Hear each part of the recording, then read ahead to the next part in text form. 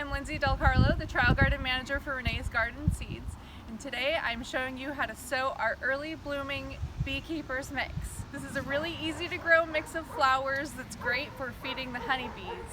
Our 3-gram packet easily sows about a 20 square foot bed, so I have my bed marked off for 20 square feet, and I'm simply going to broadcast the seed across the bed. So I just spill the seed out into my hand.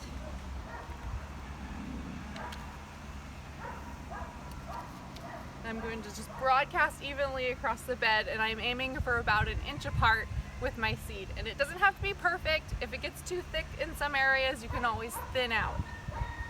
So I start in the middle, take a pinch of seed, and I just sprinkle in a circular pattern, working my way out, trying to be as evenly as possible.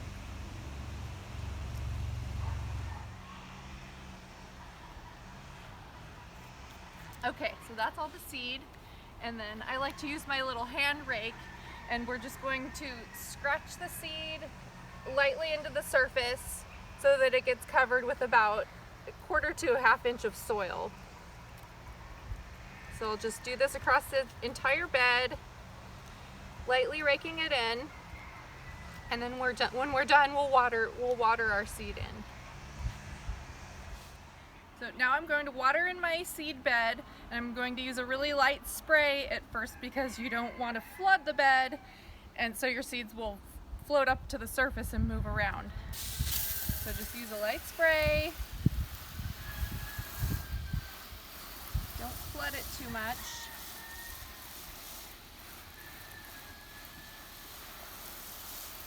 And while it's germinating, I'm going to make sure not to let this bed dry out at all. I'm going to keep it evenly moist. It's been pretty warm, so that means likely watering every day.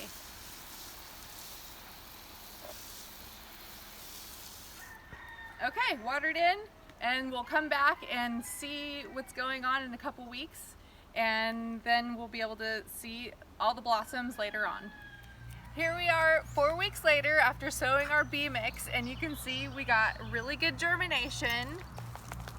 It's still early spring and it's been kind of cool, and I've been keeping it evenly watered, and I can see a few spots that have grown in kind of thick, so I can go ahead and thin out some of these really close clusters. Thinning out seedlings that are just growing too close together allows them to just be able to grow to their full maturity. It gives them extra root space, and so there's less competition between plants. So you'll have fuller plants that bloom a lot better and just stay healthier. Here's our early blooming bee mix about 2.5 months after sowing, and you can see we have a nice first flush of the earliest blooming varieties. There's poppies and calendula, and the Queen Anne's lace is starting, and so you'll be able to see a nice succession of blossoms throughout the season. Here is our early blooming Beekeeper's mix about 2.5 months after sowing, and it will bloom in a succession, and this is the first flush of the earliest varieties to bloom. There's poppies and calendula, and the Queen Anne's lace is just starting, and some osteospermum, and it makes a nice succession of blooms throughout the season.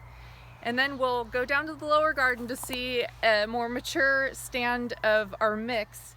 And here we have a slightly more mature stand of our early blooming Beekeeper's mix, and you can see that it makes a pretty outstanding display of flowers, and you can see the later succession of flowers.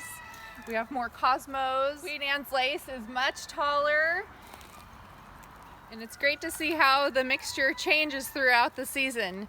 And the bees love this mix, and it'll keep blooming for months on end.